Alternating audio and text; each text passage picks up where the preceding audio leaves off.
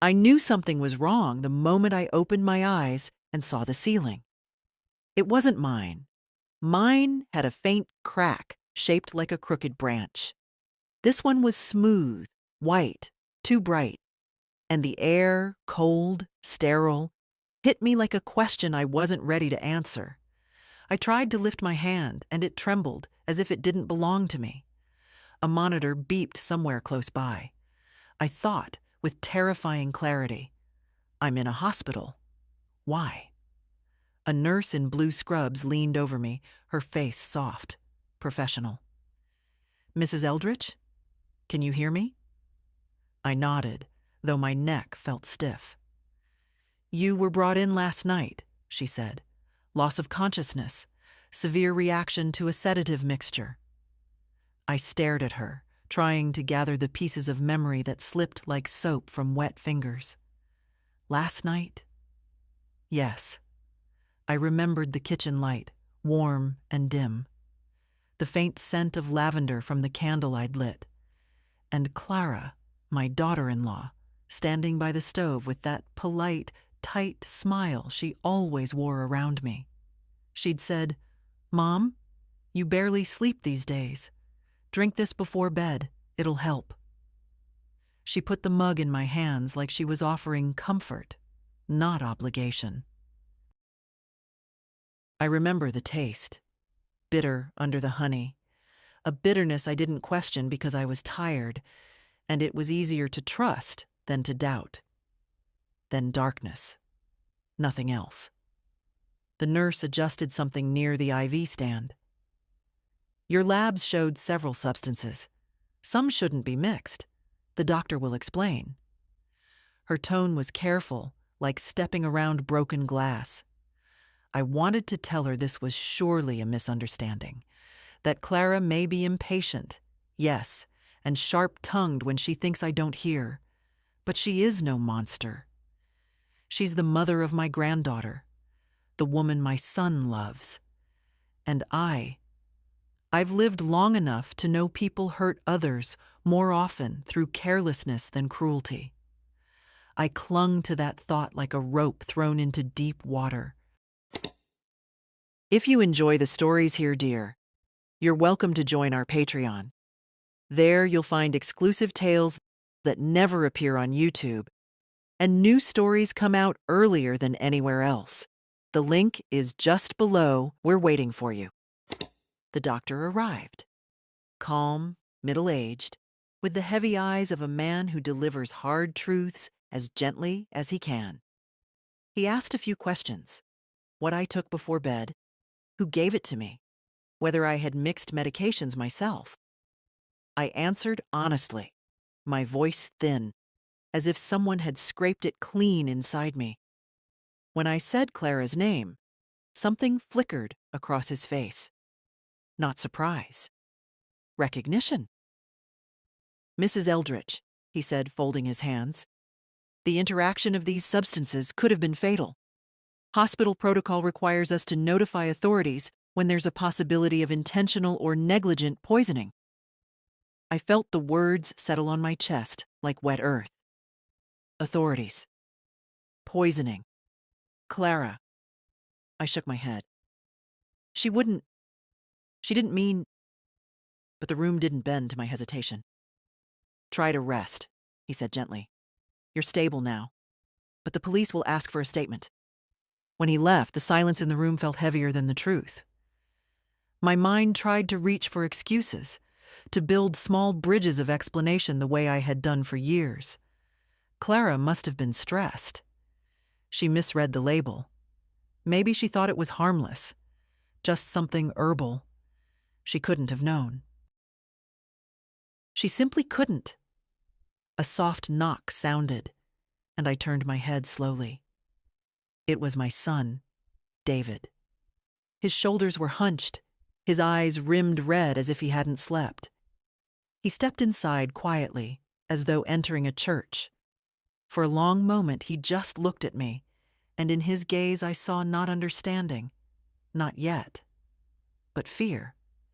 The kind that comes when the life you built begins to tilt, and you're not sure which way it will fall. "Mom?" he whispered. "What happened?"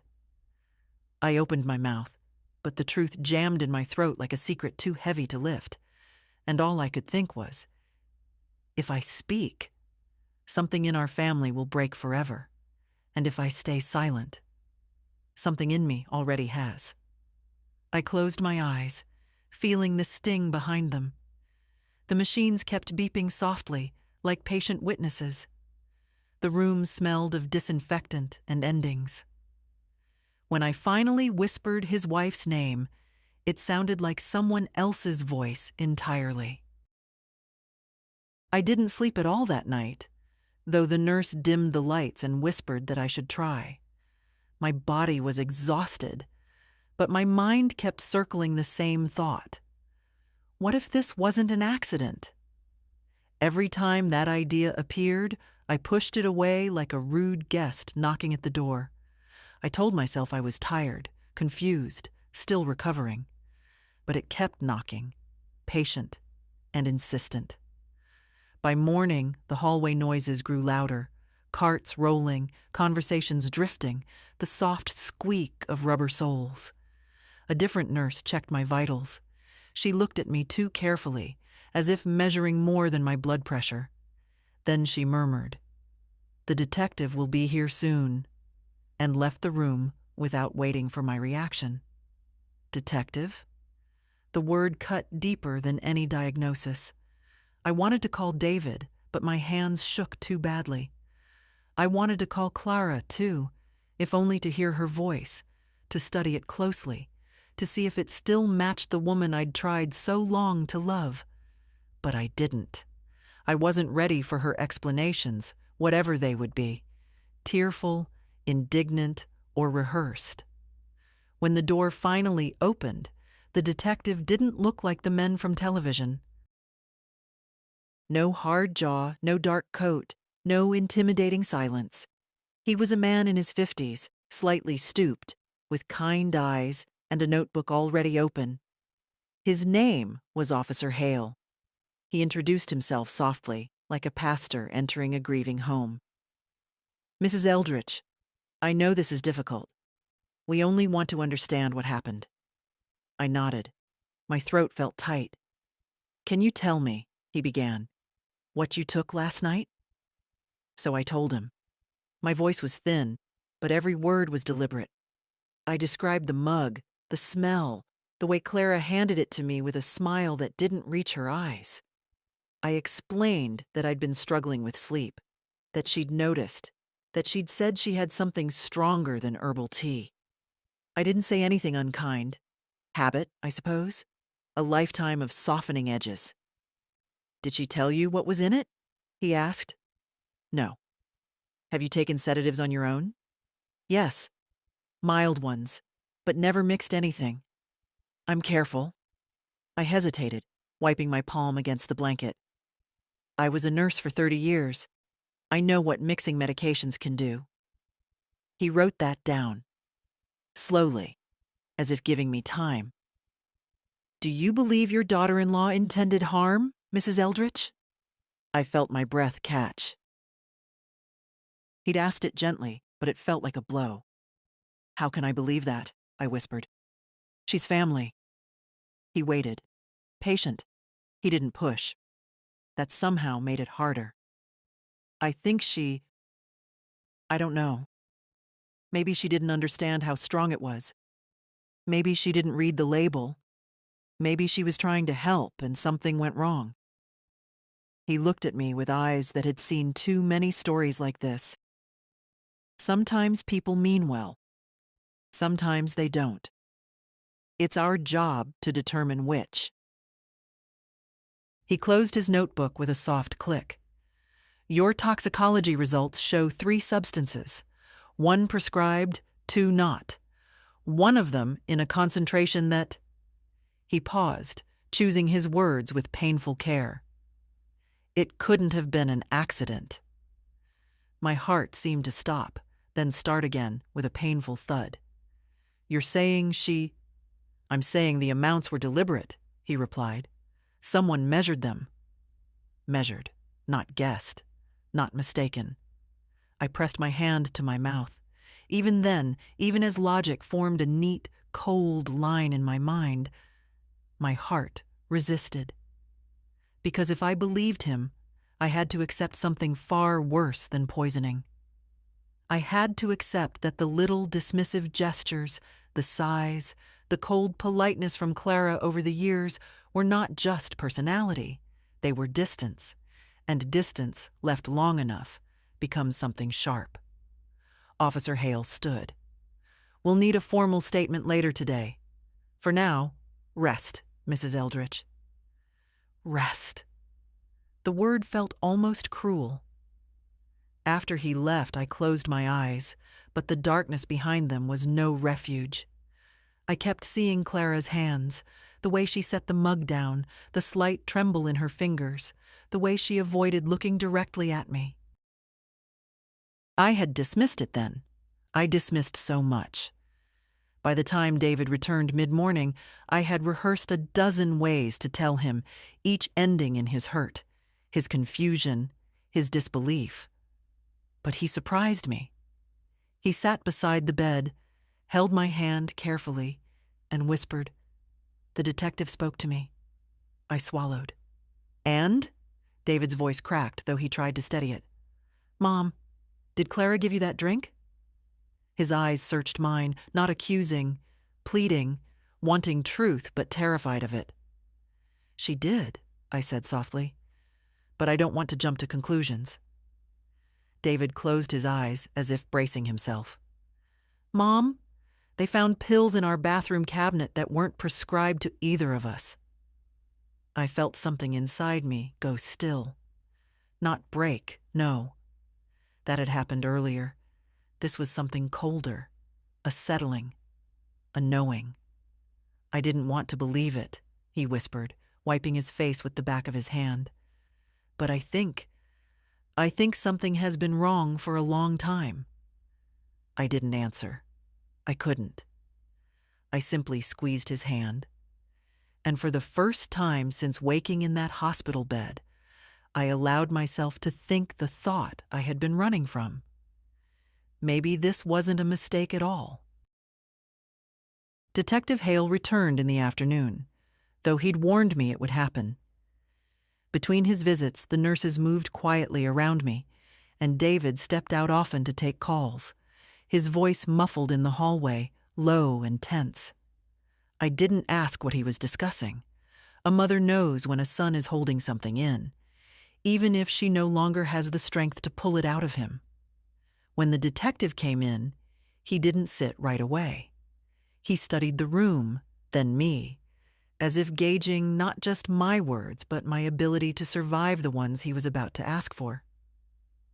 "Mrs. Eldridge," he said gently, "I'd like to go over a timeline of events. Just take your time."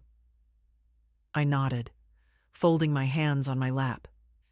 They looked thin in the morning light, like the hands of someone else, a woman who slipped away without protest.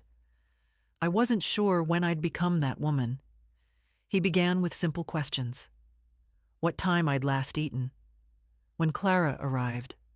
What she said. How she moved. The tilt of her voice. Whether the mug had already been prepared or if she'd mixed it in front of me. He wrote everything down. But at some point, his questions shifted. They moved from the night itself into the years before it, softly but unmistakably. "Has your daughter-in-law ever given you medications before?" "Yes." "And did she usually explain what they were?" "No," I whispered, but I didn't ask. A faint nod. "And has she ever pressured you to take anything you weren't comfortable with?" That question sat between us for a long time. I stared at the blanket, tracing the weave with my eyes. Pressured. Such a small word for so many moments. "Yes," I finally said, "now and then." But I told myself she was only trying to help. He didn't comment, just wrote. "Has Clara ever handled your personal documents? Banking, medical, legal?" Another pause. "Sometimes," I said, "when David was busy." "Do you recall which documents?" No." I trusted her. The truth wasn't the problem. My voice was. It trembled, and I hated that. I'd spent my life holding other people steady. Patience, my husband, my son. Yet here I was, shaking over memories I'd dismissed for years as trivial. Then he asked the question I had dreaded since dawn. Mrs. Eldridge, before last night, did you ever feel unsafe around her? I inhaled sharply. Not because the answer surprised me, but because the answer was so simple. No, I said firmly. But after a moment I added, though I suppose I often felt small.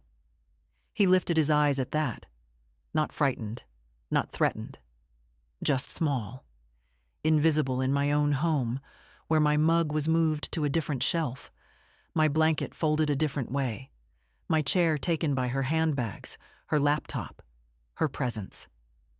Detective Hale closed the notebook. Sometimes harm doesn't begin with fear, Mrs. Eldridge. It begins with erasing someone inch by inch. The words struck deeper than I wanted to admit. I looked away, blinking hard. There was a knock, and a nurse peeked in. Everything all right? Yes, I said quickly. She nodded and left. Hale stood. We'll take your formal statement tomorrow morning. For now, I suggest you speak with your son. He cares for you deeply. I wanted to believe that, without hesitation. I truly did. After he left, David stepped inside as if waiting for permission. He sat by my bed again, and for a while, neither of us spoke. He looked older than he had yesterday. Older, and somehow smaller too. Mom, he said at last, they found something else. I felt the air shift. What is it, David? He rubbed his temple. In the kitchen drawer, there were empty blister packs, not mine, not yours. And Clara's? He swallowed. They're medications she never told me she had. Strong ones. I looked at him, studying his face the way mothers do, reading beyond the words. You think she meant to harm me? He opened his mouth, closed it, then whispered. I don't know what to think. I don't know who she is anymore. A strange ache went through me. Not because of the suspicion, not even because of the danger I'd been in, but because my son now stood at the edge of something he could no longer ignore. I had lived there for years. I knew that lonely place.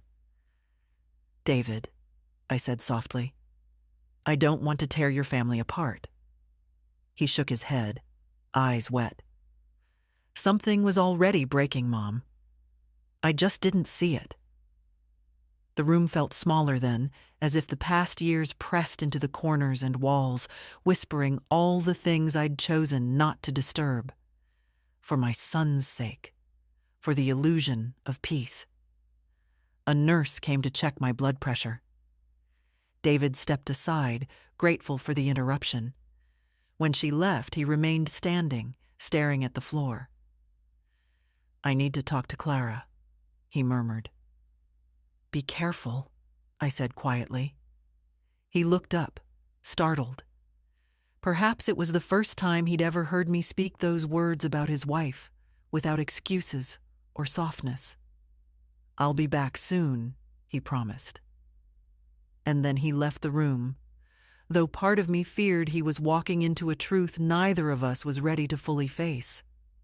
I sat very still, listening to the hallway sounds until they blurred together, the machines humming beside me like old companions. For the first time since waking in this hospital bed, I wasn't afraid of the questions ahead. I was afraid of the answers. I didn't expect David to return quickly, but the hours stretched much longer than they should have. Afternoon light crawled up the wall like a slow confession, and every few minutes I caught myself listening for his footsteps. The nurses came and went. They spoke kindly, but I could feel something unspoken in their tone, the way people soften their voices around someone who has just learned an unpleasant truth.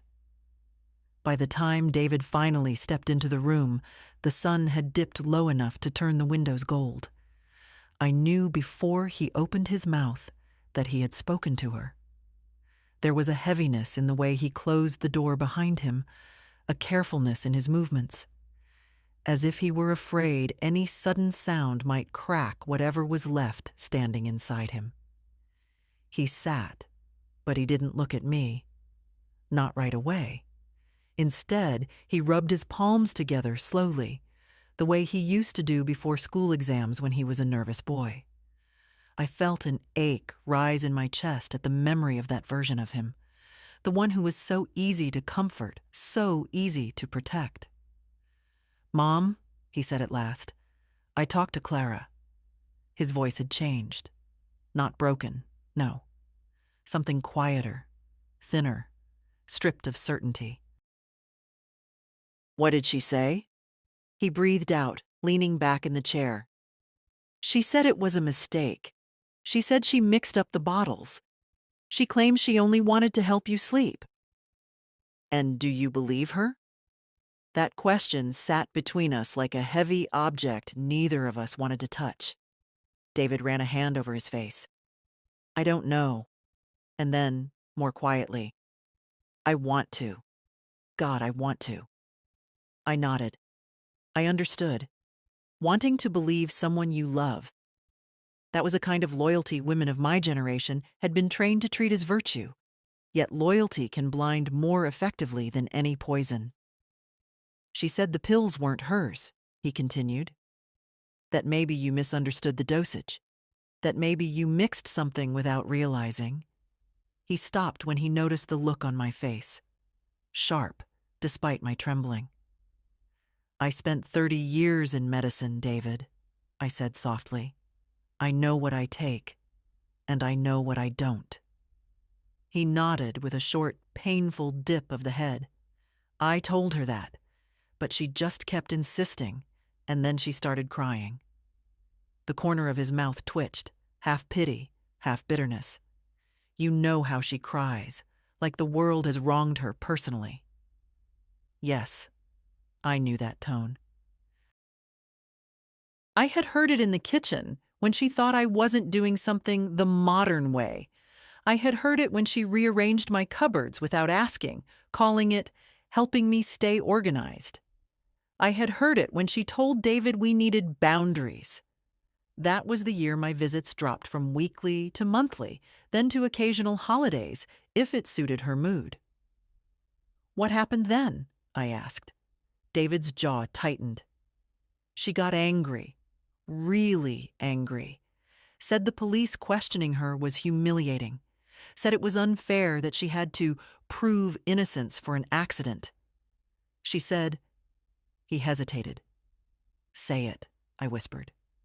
"She said you're confused, that you exaggerate, that you're fragile." The word felt like a slap, though David hadn't meant it that way. Fragile. The convenient label for any older woman who refuses to collapse quietly into the corner, prepared for her. "I see," I murmured. David leaned forward suddenly, elbows on his knees. "Mom, please tell me the truth. Not the softened version. Not what you think will protect us, just the truth. Do you think she could have done this intentionally?" My heart pressed hard against my ribs. I looked at my son. Really looked. And saw in his eyes not just fear, but something rawer. Betrayal. The kind that tears through the careful arrangements of a life and leaves sharp edges lying everywhere. "I think," I said slowly, "that people don't wake up one morning and decide to harm someone they respect." He lifted his eyes to mine, and I watched the meaning settle into him, heavy and undeniable. "She hasn't respected me for a long time," I continued. "We both know that. You've seen it, even if you didn't want to admit it." David dropped his gaze again. "I'm sorry, Mom." "Don't apologize," I said gently. Seeing clearly is painful work. He let out a shaky breath. The police want to question her again tomorrow, separately. They said the toxicology report leaves no room for accidents. I know. He looked up. Are you afraid? I thought about the question. Really thought. The pain, the betrayal, the hospital, the cold edges of truth pressing in. None of it frightened me as much as one simple reality. I'm afraid, I whispered, that once this is over, nothing in our family will ever be the same.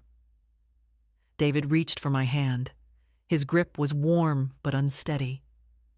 Maybe it shouldn't be the same. His words surprised me, not because they were harsh, but because they carried a quiet courage I hadn't seen in him for years. For a moment, we simply sat there, hands clasped, the evening light dimming around us. Somewhere outside the room, a machine beeped, steady and indifferent, as if marking time for both of us. "Mom," he said softly, "I'm going home to check on Lily. I'll be back tomorrow morning." "All right." He kissed my forehead, something he hadn't done since he was a teenager, and walked to the door with slow, heavy steps. When he left, I closed my eyes and listened to the silence he left behind. And for the first time, I understood. The truth wasn't breaking our family. It was revealing what had been broken for a long, long time. They discharged me the next morning. David wanted to drive me home, but he had to take Lily to school, and I insisted I could manage a taxi. Part of me wanted a moment alone, a quiet pocket of time before I stepped back into the house that no longer felt like mine. The cab pulled up to the curb, and I sat for a moment, staring at my front door. Funny how a place can look exactly the same and yet feel like a stranger. The geraniums on the porch were still blooming, though someone had overwatered them. The doormat was crooked. I always kept it straight. Small details, maybe, but they all whispered the same unsettling truth. Someone had been living in my absence the way they preferred, not the way I had left it. Inside, the air felt different too, colder, as if the house had been holding its breath. My slippers were moved to a different corner. The blanket draped over the couch wasn't folded in my usual way. And on the kitchen counter, next to the fruit bowl, lay a stack of my mail, opened. The sight made something tighten deep inside my ribs. Clara had a habit of tidying what wasn't hers to touch. She called it helping. David called it her way of showing she cares. I had called it nothing at all, because calling it out would have made me look ungrateful. I walked through the rooms slowly, touching the backs of chairs, the edge of the table, grounding myself. When I reached the bedroom, I noticed the nightstand drawer slightly ajar. I never leave it that way. Inside were my medications. The bottles rearranged. One was missing. I stood very still, my hand on the drawer, listening to the quiet hum of the house as if it might offer an explanation. Instead, memories surfaced. Unwelcome, sharp. The time Clara insisted the dose on my heart pills was too strong and moved them to a different shelf. The time she took my insurance papers to put them somewhere safer. The time she told David I was forgetting things, when in truth she simply didn't like being contradicted. I closed the drawer gently. Too gently, perhaps, for what churned inside me. In the kitchen I made tea, though my hands trembled enough that I spilled some water on the counter. The scent of chamomile rose softly, familiar and warm, but I could no longer drink anything without hesitation. I stared at the mug for a long moment before taking the first sip, as if trust itself had become something that required effort. The front door creaked. I turned sharply. It was Lily, my granddaughter, her school bag still on her shoulder, her eyes wide with worry. She rushed to me with a kind of relief children no longer bother hiding once they become adults. "Grandma," she breathed, hugging me tight. "Dad said you were home. I told him I had to see you." I held her close, grateful for her warmth. She smelled like pencil shavings and wintergreen gum, the scent of someone who still lives honestly. "Are you feeling better?" she asked, stepping back to study my face. "I'm all right," I said. "Just tired." Her gaze flicked to my teacup, then back to me. "Grandma, I heard them arguing last night." She hesitated, lowering her voice. "Dad and Mom, he was asking her why she didn't call the ambulance right away. She kept saying she didn't realize it was that serious. But," her voice didn't sound sorry. A thin chill moved through me. "What exactly did she say?" I asked. Lily bit her lip. "She said she thought you'd exaggerated the dizziness before, that maybe you'd imagined it again." Dad got angry, really angry. He said she was twisting things. She paused. "I've never heard him talk to her like that." I set my mug down. "Thank you for telling me, sweetheart." She nodded, her eyes glistening. "Grandma, I don't believe what she's saying. I know you. I've always known." Her quiet certainty steadied something inside me, something long neglected. "Go back to school," I told her gently. "Your dad needs you to be calm right now." She hugged me again before leaving, and when the door closed behind her, the house fell silent. I walked to the window and stood there a long while, looking out at the street I had lived on for more than 40 years. People went about their ordinary lives, unaware of the quiet unraveling happening behind my curtains. Home, I realized, is not just walls and furniture. It is safety. And for the first time in my life, this house no longer felt safe. And that, more than anything else, was what finally made me angry. Lily's footsteps had barely faded down the walkway when a heaviness settled over the house, as if her presence had been holding the walls upright.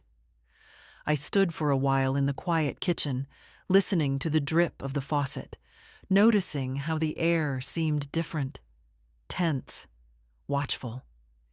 It was strange how a home could turn into a place of suspicion overnight. Stranger still was how familiar that suspicion felt, as though it had been waiting for years, only now stepping forward into the light.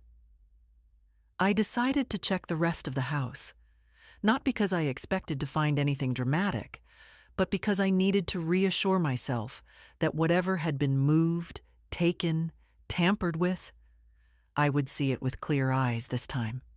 No more smoothing over discomfort the way I used to smooth wrinkles in a tablecloth.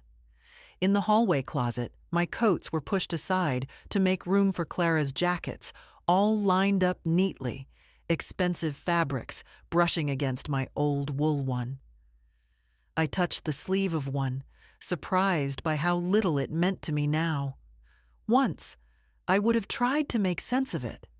Oh, she probably didn't realize she was crowding my things.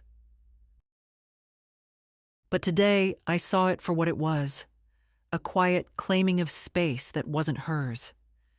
In the guest room, the room David used to sleep in as a boy, a suitcase stood open on the chair. Clara's, clothes still inside.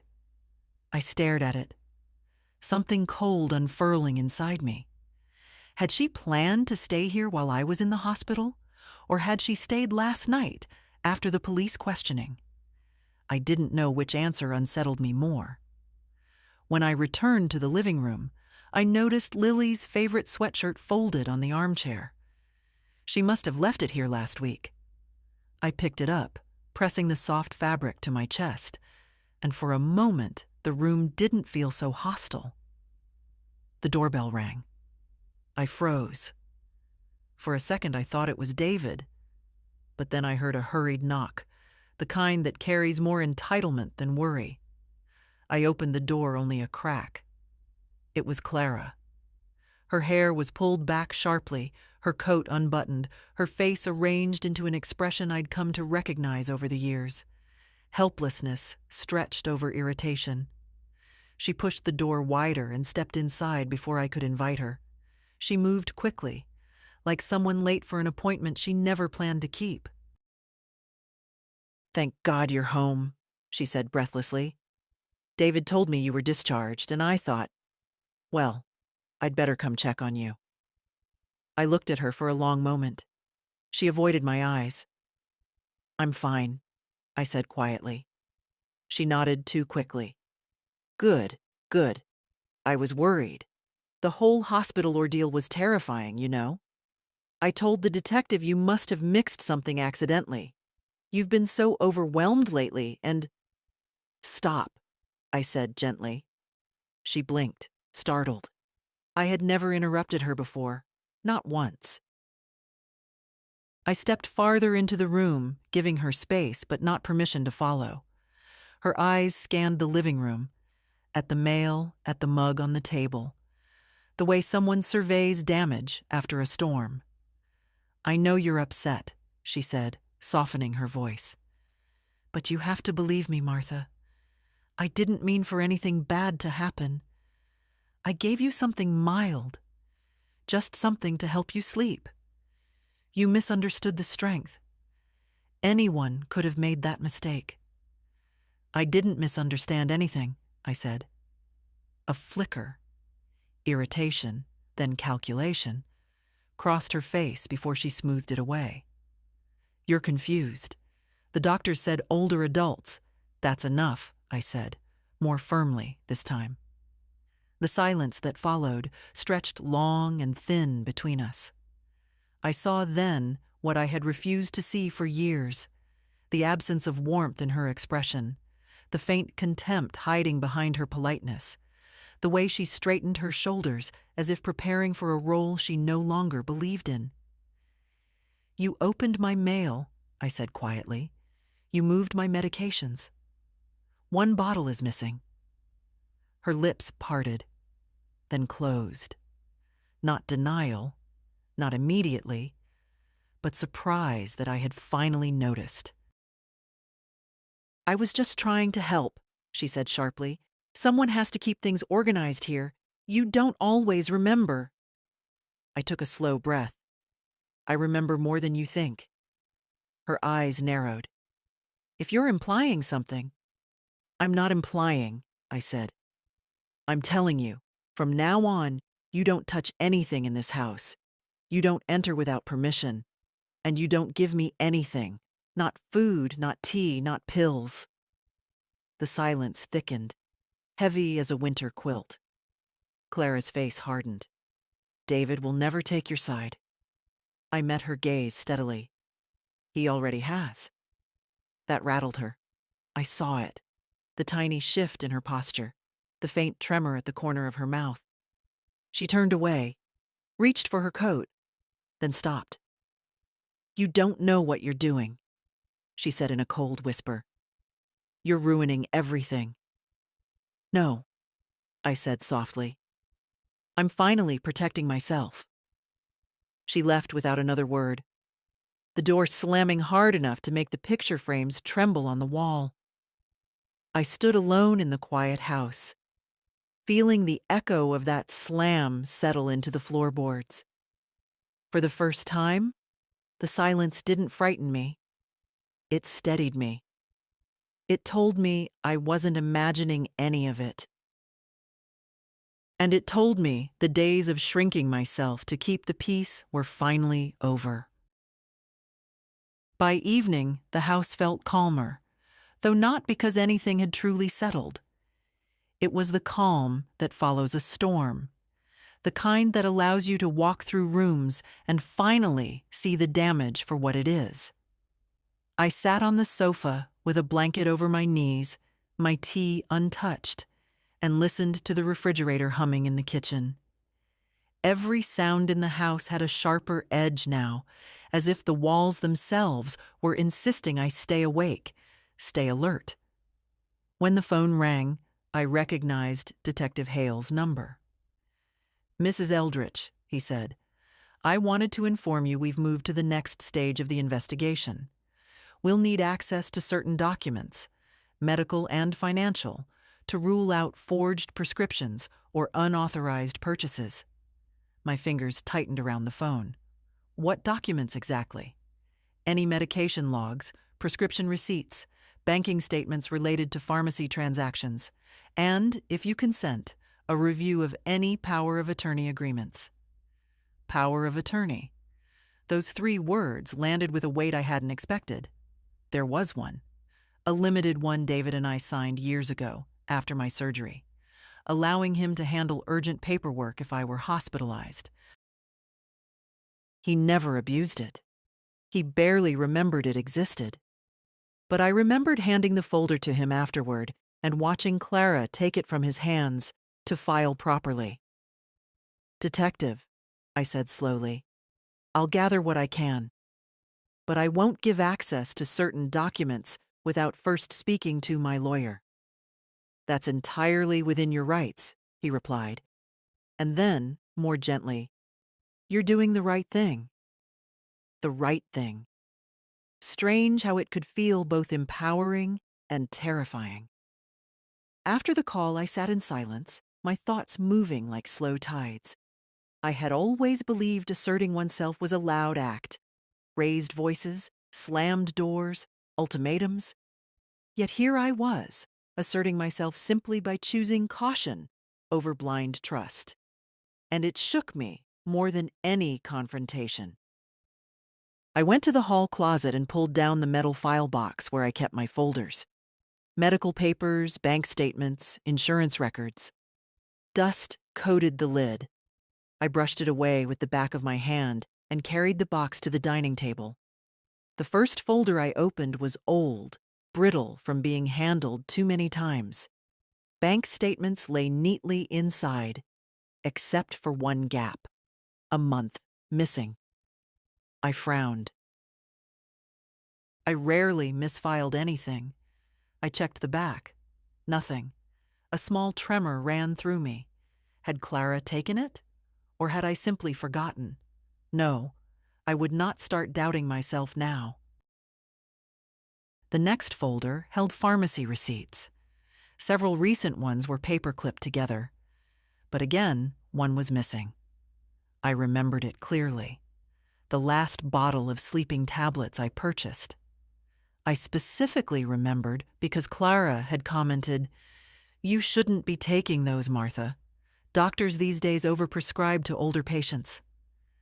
I sat back in the chair, letting the pattern form. Missing documents, moved medications, anxiety disguised as assistance, control disguised as care. I didn't cry. I didn't tremble. Instead, I felt something subtle shift inside me, the quiet reclaiming of a voice that had been ignored for too long. The doorbell startled me. I tensed before forcing myself to breathe. It was David. He stepped in and closed the door behind him with uncharacteristic gentleness. "Mom," he said, taking off his jacket, "you shouldn't be alone right now." I almost smiled. "I've been alone for years, David. Tonight isn't any different." He winced, as if the truth had cut deeper than he expected. Then he noticed the open folders on the table. "You're organizing things?" "Preparing," I said.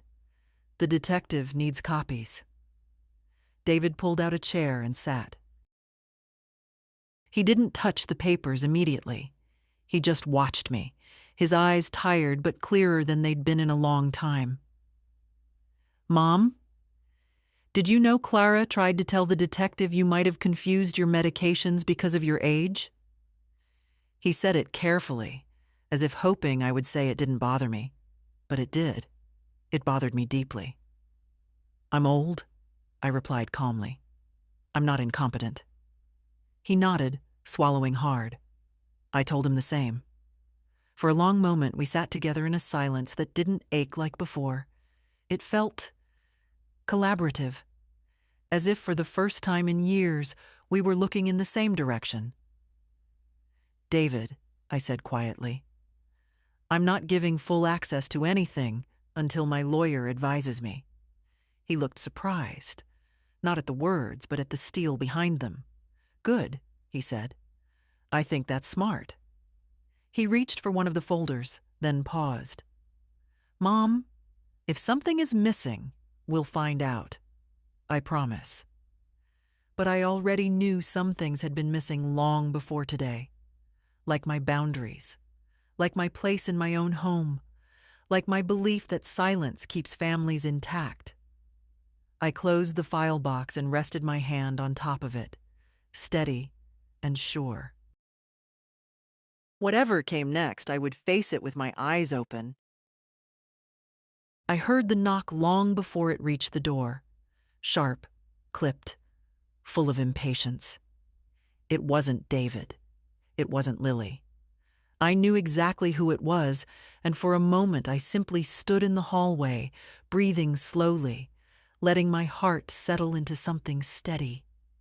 I had promised myself I wouldn't shrink anymore, not in my own house. When I finally opened the door, Clara pushed inside without waiting for an invitation. She moved past me with the confidence of someone who believed the space belonged to her more than to me. "Martha, we need to talk." Her voice was tight, trembling, not with fear, but anger. "David says you've been telling the detective I gave you something dangerous. That's ridiculous." "I told him the truth," I said quietly. She spun toward me, eyes sharp. "Your truth," she snapped, "which is distorted lately. You forget things. You misinterpret things. You take comments personally and twist them." Ah, there it was. The script she had prepared. The one she had rehearsed so long, it came out smooth as silk. "I forget nothing," I replied. She let out a short, bitter laugh. "You forgot where your savings book was last month." "Yes," I said. "Because you moved it." Her face paled, then flushed dark. She hadn't expected me to answer directly. "I was helping," she insisted, lifting her chin. "You leave things everywhere. You're not as organized as you used to be." "I didn't ask for help." Something flickered in her eyes. Not guilt, but irritation. The kind a person feels when a mirror is held up unexpectedly. She stepped closer, lowering her voice. "David is confused right now. The police scared him.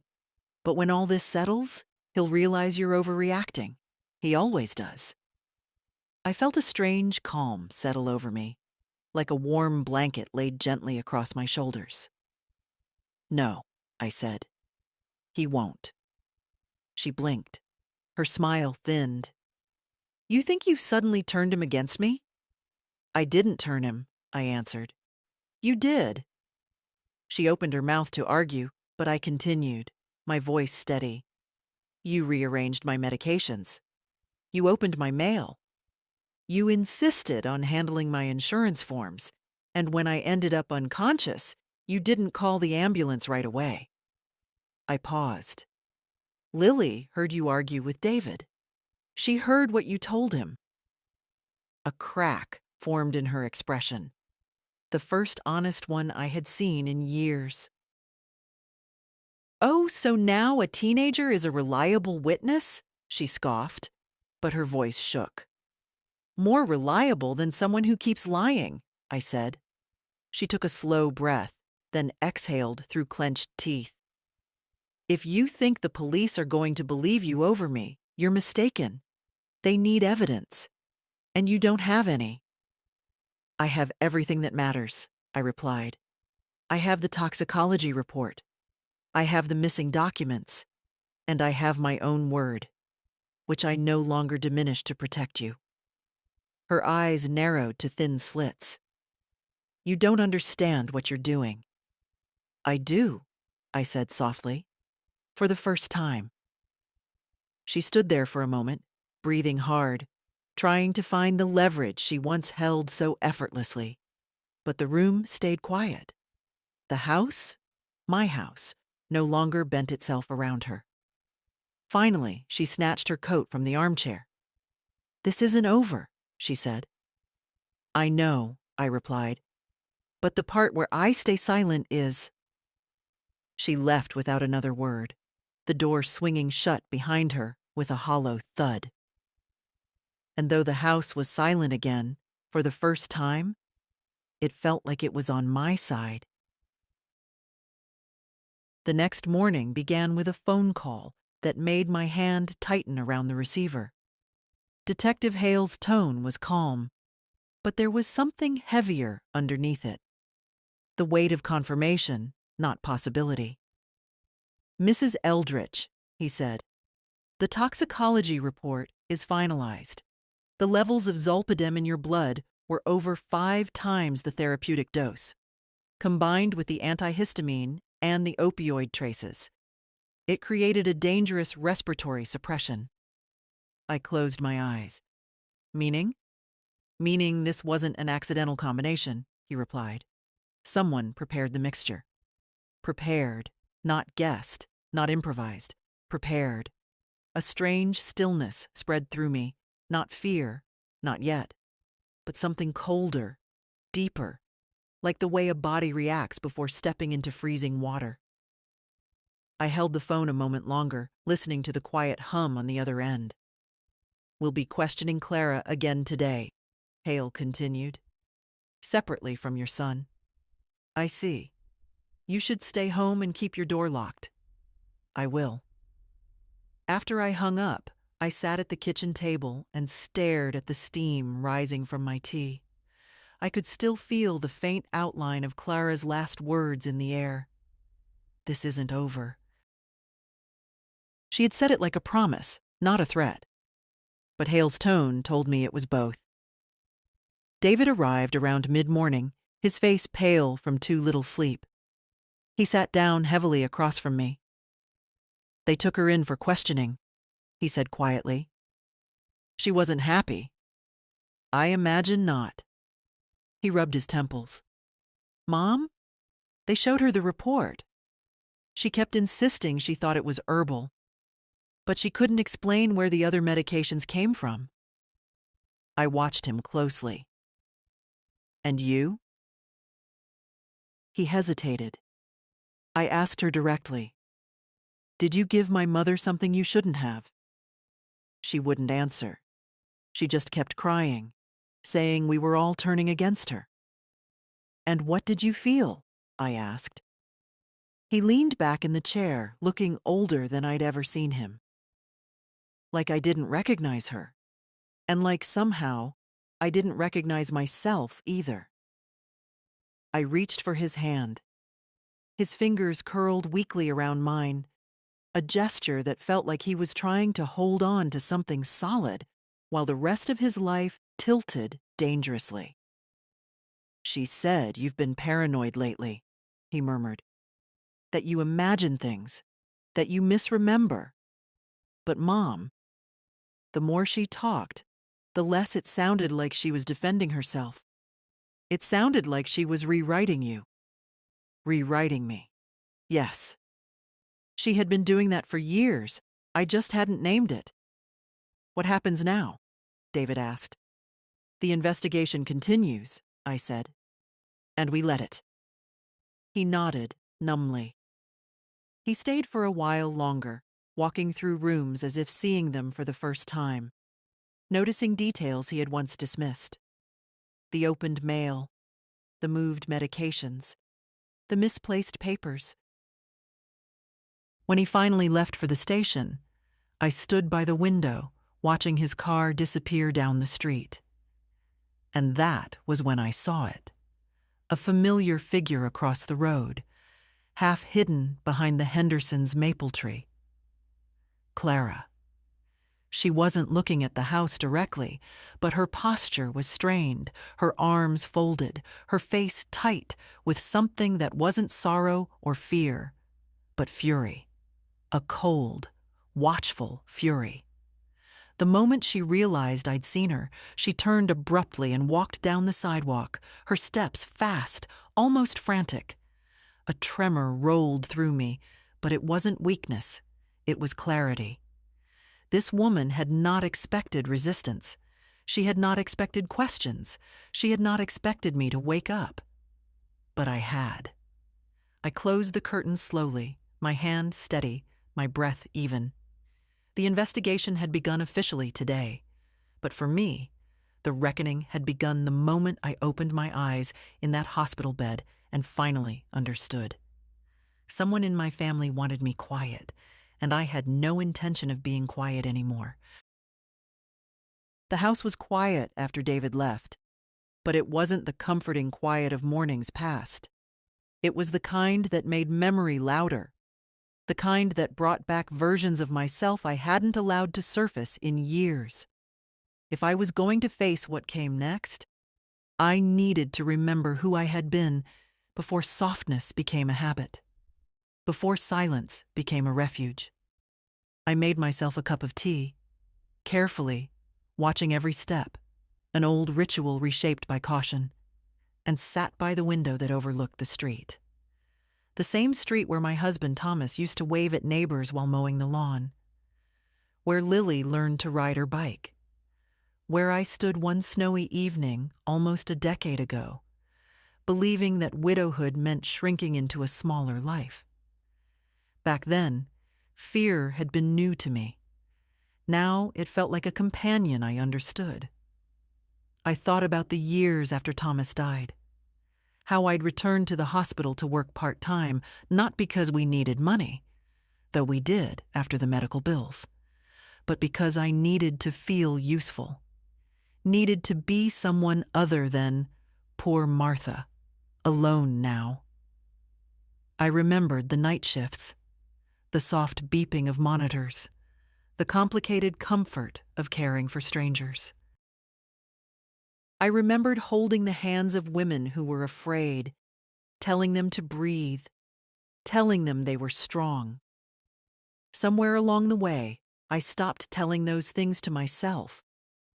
I don't know when it happened, when fatigue turned into resignation, when Clara's sharpness became something I tiptoed around. Maybe it began with a small moment. The time she corrected me in front of my own granddaughter, or moved my kitchen utensils because I was old-fashioned. Perhaps it was when she stopped asking my opinion and started assuming it was irrelevant. And I let her. That is the part that stays with me now, the letting. I took a slow sip of tea, tasting more bitterness than chamomile, and whispered into the empty room. I wasn't always like this. As if in answer, the sunlight broke briefly through the clouds, settling warm on my hands. I studied the lines along my knuckles, thin, delicate, reminders of decades spent caring for others. These hands had changed bedpans, stitched wounds, soothed brows, cooked meals, held a child through fevers, buried a husband, paid bills alone for the first time at 62. They had done too much living to be dismissed as fragile. A knock on the door startled me. My pulse quickened until I recognized the voice on the other side. My neighbor, Mrs. Landon, a widow my age with a soft step and sharper instincts than people gave her credit for. When I opened the door, she looked me over in one sweep. "Saw your son's car here earlier," she said. "You all right, dear?" No one had asked me that without motive in a long time. "I'm fine," I said, then corrected myself. "I will be." She reached out, patting my arm with a gentle firmness. "If you need anything at all, I'm next door. And I don't mind minding someone's business when it's for a good cause." I managed a small smile. "Thank you." After she left, I closed the door slowly, touched by the simple kindness, but also reminded of something I had forgotten. I was not built to be powerless. I had walked through far darker moments and found my way back. And as I stood there, listening to the steady rhythm of my own breath, a new thought settled in my chest. Steady, unshakable. Maybe this ordeal wasn't just about what Clara had done. Maybe it was also about what I was finally willing to stop enduring. I walked back to the table, where the folders lay neatly stacked, and placed my hand atop them. Whatever strength I once had wasn't gone. It had simply been waiting. David returned in the late afternoon, looking as though the weight of 2 households had settled on his shoulders. His eyes were red, but not from crying, from exhaustion, from thinking too hard, from the kind of strain a man feels when he realizes he has been standing on a fault line without knowing it. He sat down across from me at the dining table, where the folders still lay like silent witnesses. He didn't reach for them this time. He just rested his elbows on his knees and held his head in his hands. "They questioned her again," he said finally. "She kept changing details. First, she said she never saw your pills. Then she said she reorganized them for you.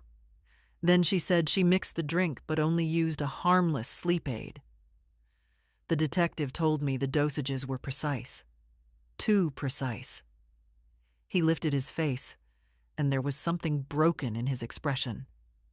Not shattered, but cracked open in a way that could no longer be ignored.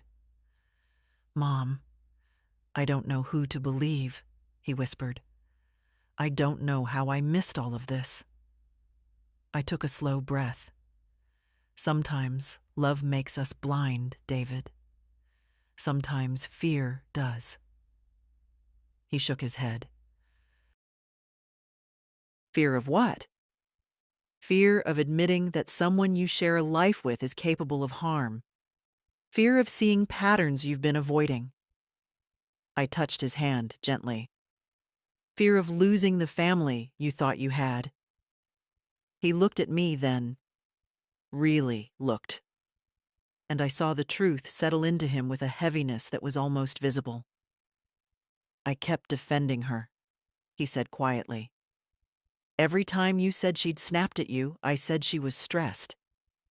Every time you looked hurt, I told you that you misunderstood. I didn't want to see what she was doing." He swallowed. "To you, to me. You were trying to keep your family together," I told him softly.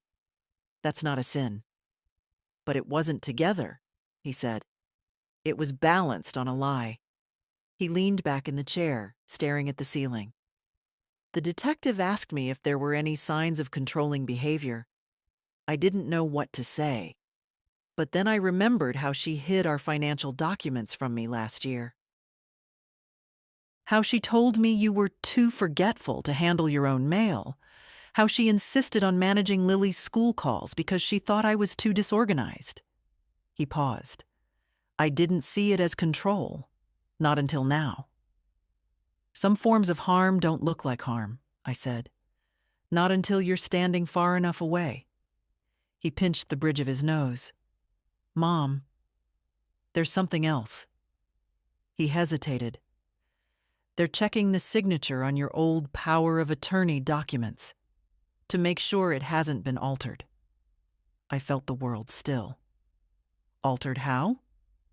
"There's a possibility someone added a clause recently. The investigator said the ink ages don't match." His voice shook. "Mom, did you ever sign anything new with Clara?" "Anything at all?" "No," I said firmly. "Nothing." He ran a hand across his face. "Then she had no right to touch those papers." He looked physically ill at the thought. God, how did I not see it? I reached across the table, touching his wrist. "Because you trusted her. Trust is not a flaw." He exhaled shakily. "She's furious with me. Says I betrayed her. Says I should stand by her. "And will you?" I asked. The silence that followed was long, heavy. When he finally spoke, it was with a voice stripped to its truth. "I can't stand by someone who endangered you, Mom. I can't stand by someone who lies every time the truth would cost her." A small, fragile relief bloomed somewhere deep inside me. Not joy, not triumph, nothing so loud. Just a quiet exhale after years of holding my breath. "I don't know what happens next," he said. "Honesty," I answered gently. "That's what happens next." He nodded slowly, as if the word itself gave him something to hold on to. For the first time, I saw not just my son sitting across from me, but a man choosing the truth even when it tore through everything he loved. And somehow, that felt like the beginning of something we both had needed for a very long time. The next 2 days unfolded with a tension that clung to the air like humidity before a storm. I moved through the house quietly, aware of each sound, each shift of floorboard, each passing car outside. It wasn't fear. Fear has a wildness to it, a sharp edge. This was something steadier, heavier. A readiness, perhaps. A bracing. Detective Hale called early in the morning. "Clara has obtained an attorney," he said. "She's refusing further questioning without legal counsel." Of course she was. Clara had always been quick to claim victimhood the moment she felt control slipping, but something in his tone told me that this wasn't the shield she hoped it would be.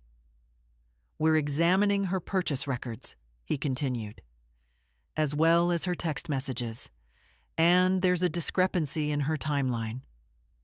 Discrepancy. Another small fissure widening. After the call, I sat at the kitchen table with my tea, hands wrapped around the mug for warmth.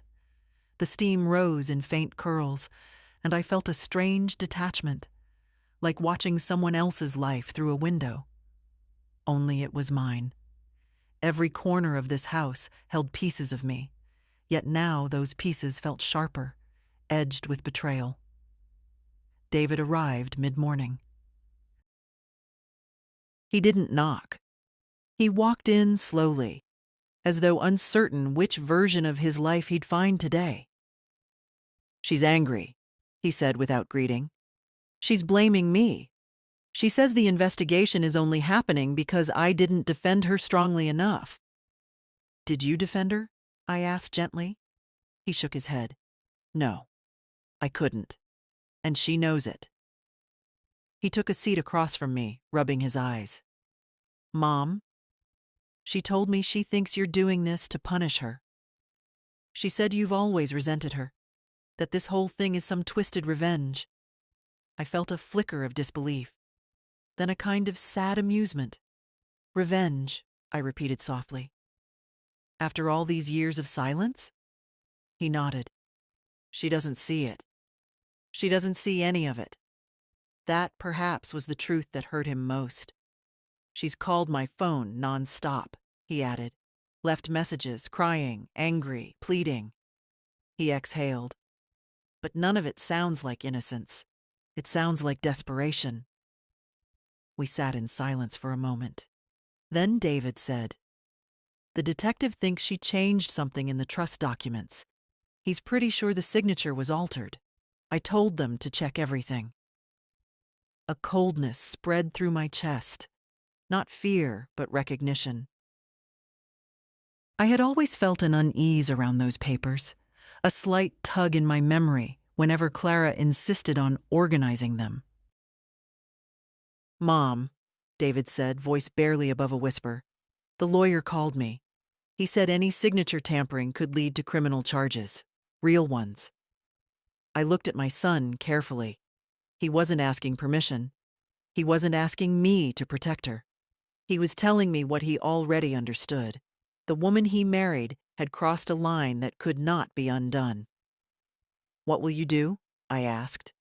He swallowed. "I told her she needs to stay somewhere else tonight. She refused at first.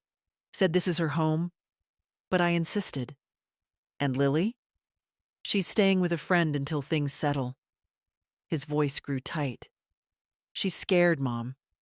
She doesn't say it, but I see it.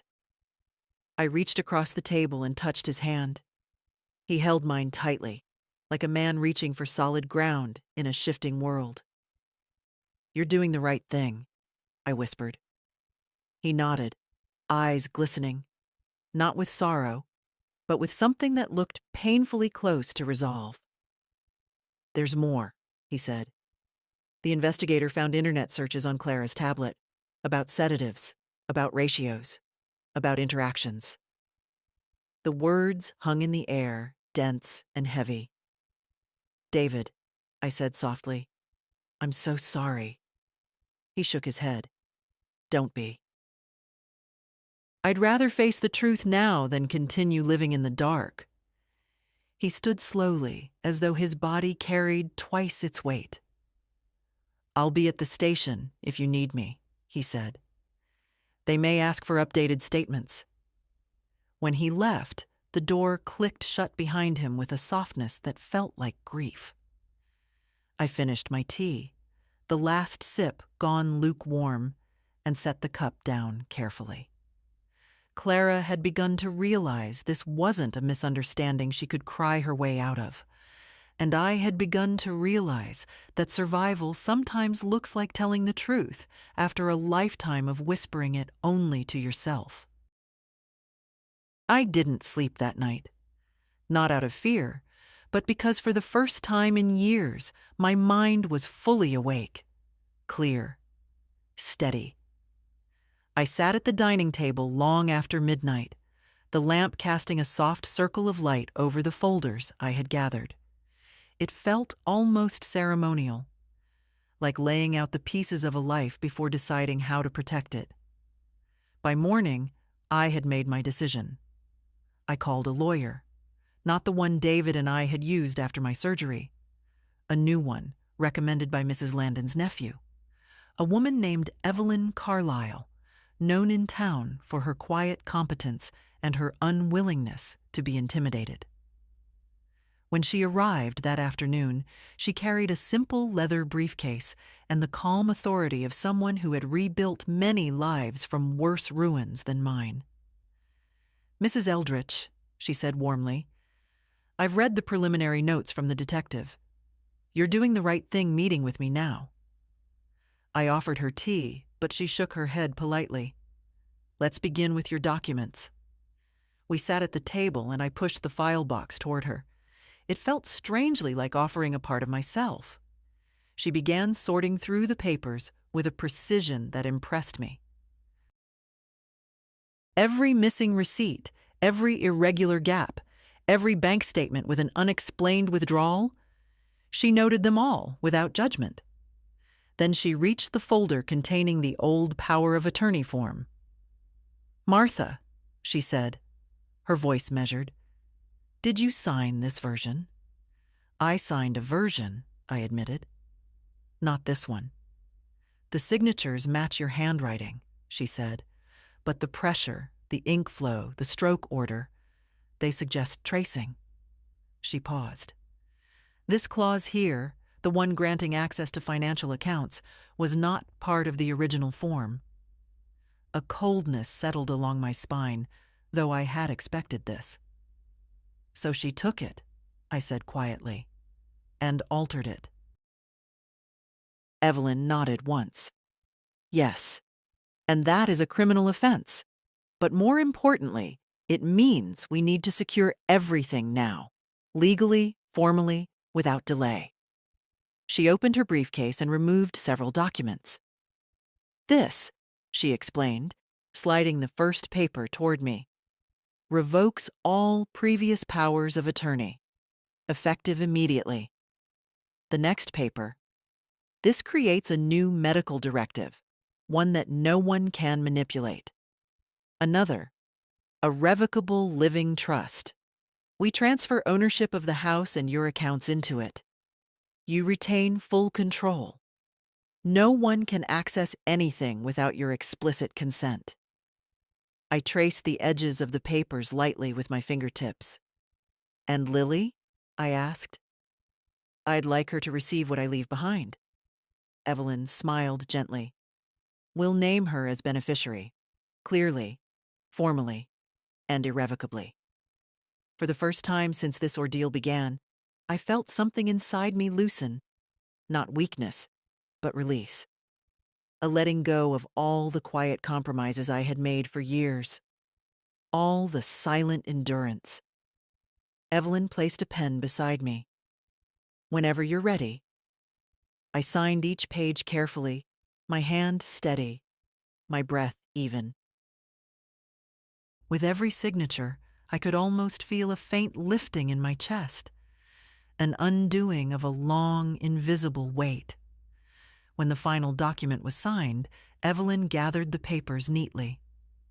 "You've taken back control of your life," she said gently. "That isn't easy at your age, but it's powerful." I nodded. "I should have done it sooner." She held my gaze. "You did it now. That's what matters." After she left, I remained at the table, staring at the empty space where the folders had sat. The house felt different, not safer yet, but reclaimed, as though my name had been rewritten into its foundation after fading for too long. And for the first time in many years, I felt the quiet, unshakable certainty that my life belonged to me again. The house felt different after Evelyn left. Not lighter, not exactly, but aligned.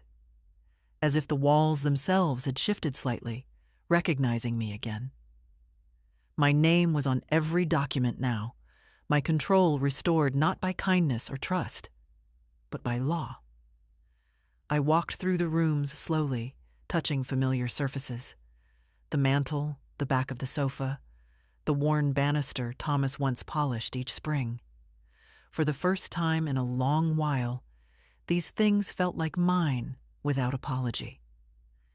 I spent the rest of the afternoon in a quiet rhythm. I opened windows to let in the cool air. I tidied the kitchen, not because anyone expected it, but because I wanted to restore the small order that had been displaced. I cooked a simple supper, roasted vegetables and a bit of chicken, for no one but myself. It had been years since I'd cooked only for my own hunger. The scent filled the house softly, carrying memories of evenings long before Clara joined our family, before the quiet strains settled into the corners. When I sat down to eat, I didn't rush. Each bite felt strangely grounding. I thought of all the meals where I had tried to make myself a small presence, accommodating tastes that weren't mine, adjusting recipes to avoid criticism that always came anyway. Tonight, no one commented. No one judged. No one rearranged the table as if my choices were flawed. After dinner, I stepped outside to the porch. The sky was turning the color of faded lilac, streetlights flickering one by one. Across the road, I saw Mrs. Landon watering her flowers, and she lifted her hand in greeting. I returned the gesture. It felt good. Simple, human, warm. A moment untouched by conflict. Inside again, I began sorting through a drawer of small things, old letters, photos, little reminders of a life that had once felt fuller. There was one picture of David as a boy, standing on a beach, holding a crooked seashell he'd found. His smile was wide, unburdened. I traced the outline of his face and wondered how long he'd carried the weight of keeping peace between two women who never understood each other. My phone buzzed. A text from David. "I moved out for the night, staying at a friend's. Lily's safe with her classmate's family. I'll explain everything tomorrow. Try to rest, Mom." I read the message twice, not because I doubted it, but because it marked a shift I had never expected to see. David choosing distance, choosing truth, choosing clarity over comfort. It was painful for him, I knew that, but also necessary. Some truths carve their own paths, whether we're ready or not. I replied simply, "I'm proud of you." Then I set the phone aside and returned to the drawer. At the back lay a small wooden box Thomas had made me the first year we married. Inside were little things I'd collected over decades: a pressed camellia, Lily's first drawing of our house, a tiny pin shaped like a stethoscope, a gift from a patient my final year at the hospital. I held the pin in my palm, remembering that version of myself: steady, capable, unafraid to speak. I realized she had never left. She had only quieted herself, as women so often do when the world around them grows demanding or dismissive. But now, in the stillness of my reclaimed home, I felt her return. Not loudly, not triumphantly, but with a soft certainty that wrapped around me like a shawl. I brewed a cup of tea and carried it to the living room. I didn't add honey. I didn't decide against it because someone else preferred it plain. I simply chose for myself. When I settled into my old armchair, the cushions accepted me the way they always had, shaping themselves to my familiar weight. Outside, a breeze brushed the window. Inside, everything was calm. And for the first time in many years, the quiet didn't feel like loneliness. It felt like peace. Morning came softly, without urgency. I woke to the faint hum of the heater and the muted rustle of the maple outside my window. For once, my first thought wasn't fear. It wasn't even worry. It was a quiet awareness that something inside me had finally settled into place after years of shifting uneasily, like a chair that never sat flat on the floor. I made my breakfast slowly. Oatmeal, a slice of pear, a small cup of tea I prepared without second-guessing myself. I didn't listen for footsteps that weren't mine. I didn't wait for a voice to comment on how much sugar I used or whether I should eat something lighter. The silence stayed gentle. By noon, David had arrived. He looked tired, yes, but different, as if the storm inside him had moved through, leaving clarity in its wake. He stood in the doorway for a moment, unsure whether he should step into my space or ask permission. That small hesitation nearly broke my heart. "Come in," I told him. "This is still your mother's house." He exhaled, relieved, and stepped inside. For a while, we sat at the table, neither rushing the conversation. He told me that he had spoken to a family counselor, that he wanted Lily to meet with someone neutral to help her process everything. I admired him for that, for choosing care instead of denial. Then he said, "Clara may face charges, Mom. It depends on what else they find." I nodded. The truth no longer bruised, it simply existed. "What will you do?" I asked quietly. He looked down at his hands. "I'm staying away from her for now. I need to understand how much of my life was shaped by fear of her reactions.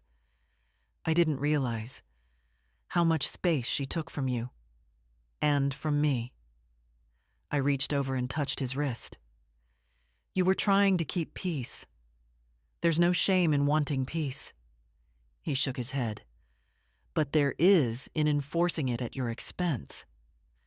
We sat with that truth between us. Not sharp, not accusing, just present, like a bruise beginning to fade. Later, Lily joined us, her backpack still slung over one shoulder. She hugged me tightly, as if afraid I might disappear if she let go too soon. I held her longer than usual. When she pulled back, I noticed she'd been crying. "Grandma," she whispered, "thank you for telling the truth. Children often see more than they're allowed to say." I brushed her cheek gently. "Thank you for seeing me." We spent the rest of the afternoon in quiet company. Lily did her homework on the sofa. David fixed a cabinet door that had been loose for months. I baked a small apple crumble, the way I used to before life grew crowded with other people's needs. Outside, the light dimmed slowly. Inside, peace settled again. Not fragile, not temporary, but earned. In the evening, after they left, I walked through the house once more. It felt different again, but now in a way I understood. The house was adjusting to its rightful shape, bending itself around one voice instead of two. Mine. I stopped at the mantel and touched a photograph of Thomas. Him holding Lily as a baby, both laughing, neither aware of the years ahead. I whispered, I found my way back. And for the first time, I believed it fully. As I prepared for bed, the quiet followed me through the hallway like a trusted companion. No tension, no unease, no listening for the shift of someone else's intentions. I lay down beneath my quilt and let the darkness settle softly around me. My body felt tired, but not from fear. From standing tall again after too many years bent inward. It was a good tired, an honest one. And just before sleep took me, I thought, old age doesn't steal our strength. Silence does. And I am done being silent. If my story resonates with you, if you've ever felt small in your own home or quieted in your own life, stay with me. Share your thoughts, your voice, your truths. Sometimes a single comment can remind another woman that she's not alone in the dark. It's not drama. My daughter-in-law said, drink this before bed. I woke up in a hospital, and she woke up under arrest. Whoa, whoa, whoa. Hold up. Wait.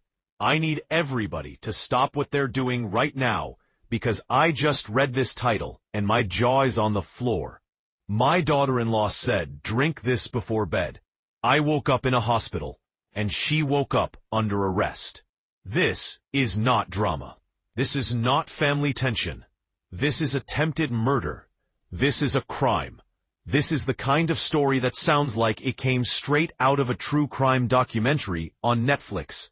But apparently, this is real life. I am sitting here absolutely shook at what this title is telling me happened. Let me process this, because there are so many layers of horror, betrayal, and criminality happening here that I don't even know where to start. Pain. Okay, so let's break this down piece by piece, because every single word in this title is loaded with implications. First, my daughter-in-law. That's your son's wife. That's someone who married into your family. That's someone you presumably welcomed into your home and your life. That's someone you probably helped at their wedding, maybe helped with grandkids, someone you had holiday dinners with. That's family, not by blood, but by choice and marriage.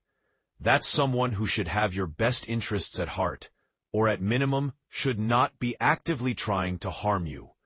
But according to this title, that's exactly what she was trying to do. She told this person, her mother-in-law or father-in-law, to drink something before bed, and whatever was in that drink was bad enough that this person ended up in the hospital. And not just in the hospital for a routine checkup, in the hospital in a way that was serious enough that when they investigated what happened, the daughter-in-law got arrested. Let that sink in. Arrested. That means the police got involved. That means there was evidence of a crime. That means whatever she put in that drink, whatever she did, it was criminal enough that law enforcement said, yeah, we're charging you with something. This isn't a misunderstanding. This isn't an accident. This is criminal activity. I'm sitting here trying to wrap my head around the level of premeditation this requires. Because she didn't just hand them a drink. She told them to drink it before bed. That's specific. That's intentional. She was giving instructions about when to consume whatever she gave them. That shows planning. That shows intent. That shows she was thinking about timing, about when the effects would happen, about when the person would be most vulnerable. Think about that. This person probably trusted their daughter-in-law. They probably had no reason to suspect anything was wrong. When someone in your family hands you a drink and says, "Drink this before bed," you might think it's tea for sleep, or warm milk, or some kind of wellness remedy. You don't immediately jump to, "This person is trying to poison me," because that's not normal. That's not something that should ever cross your mind when dealing with family. But that trust, that natural, reasonable trust you have in family members, that's exactly what made this person vulnerable. The daughter-in-law knew they would trust her. She knew they wouldn't question the drink. She knew she could use that family relationship to get them to consume whatever poison or harmful substance she had prepared. That's manipulation on a psychological level that's absolutely chilling. And the fact that this person woke up in a hospital tells me this was serious. This wasn't just, "Oh, I feel a little sick." This was, "Something is very, very wrong with my body, and I need emergency medical attention." This person was probably confused, disoriented, scared. They probably had no idea what was happening to them. They might not have even remembered the drink at first. They just knew something was terribly wrong. Can you imagine that moment? Waking up in a hospital, maybe with IVs in your arm, monitors beeping, doctors and nurses around you, and you have no idea how you got there or what happened? That's terrifying. That's the stuff of nightmares.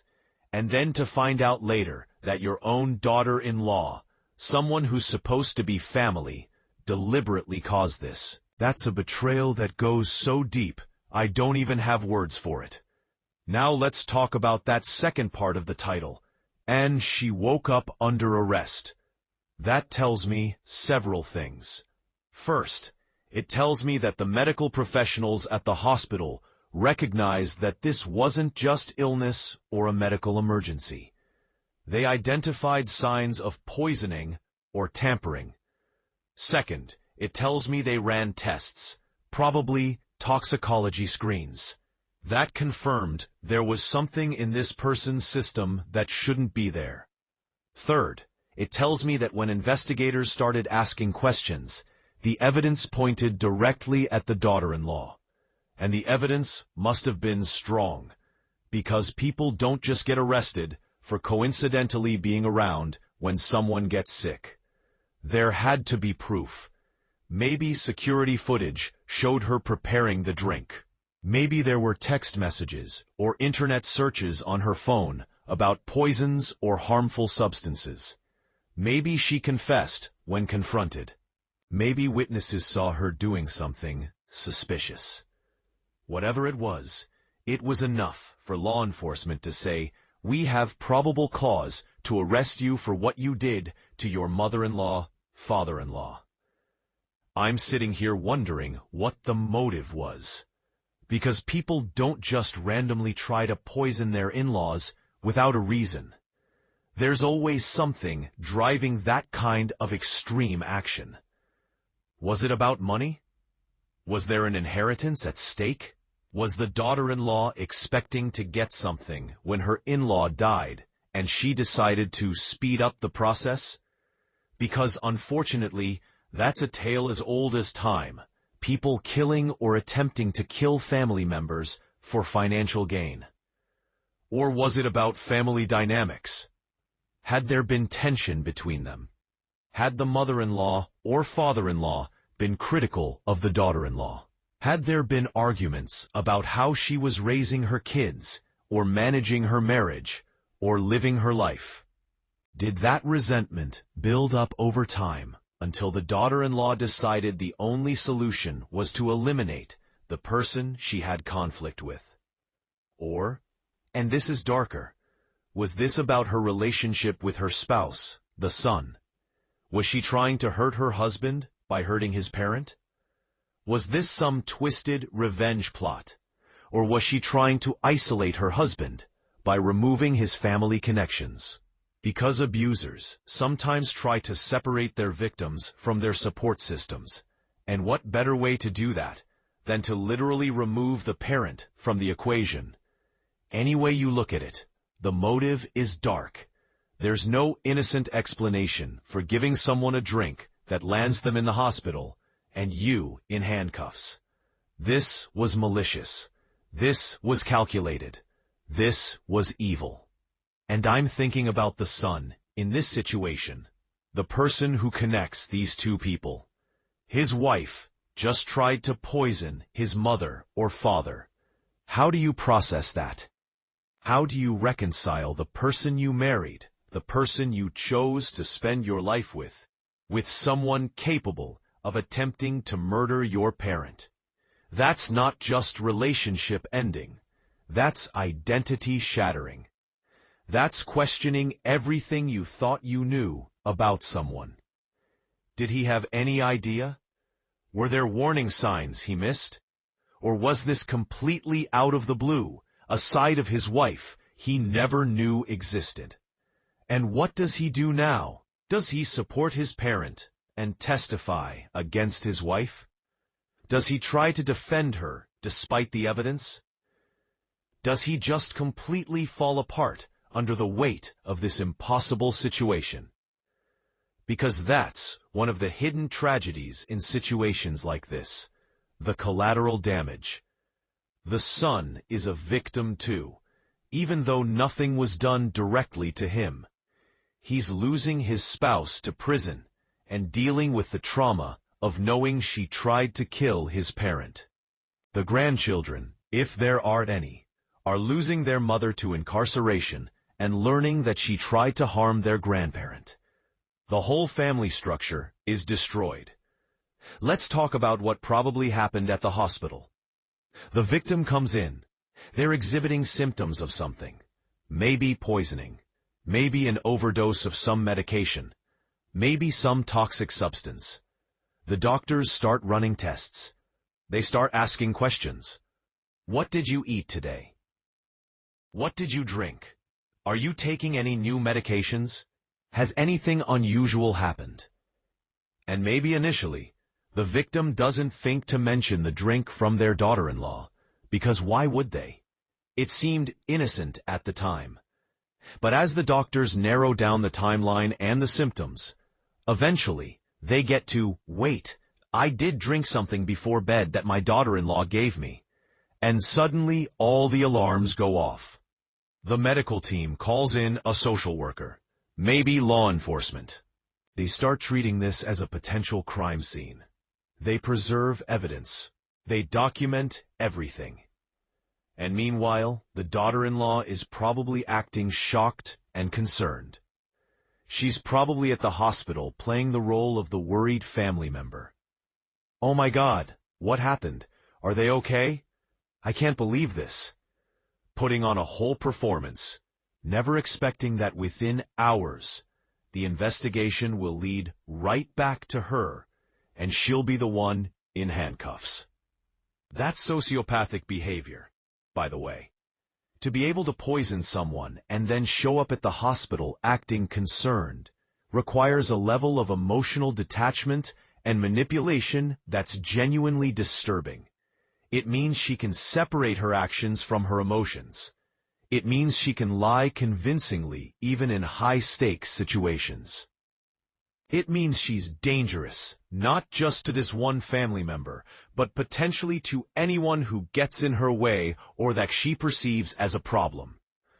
And I'm wondering, was this the first attempt? Or had there been other close calls that the family didn't think much of at the time? Like, oh, remember when Mom-Dad had that weird illness last month? And that dizzy spell 3 months ago? And that time they felt so nauseous after dinner at their house? Now, looking back with this new information, I bet the family is reevaluating every unexplained illness or symptom. And that's terrifying. The realization that someone might have been trying to hurt you for months or even years, but you just didn't know it. This is the kind of situation that makes you question everything. It makes you paranoid about accepting food or drinks from people. It makes you wonder who you can really trust. Because if a family member, someone who's supposed to love and care for you, can do this, then who's safe? That's trauma that lasts long after the physical effects of the poisoning wear off.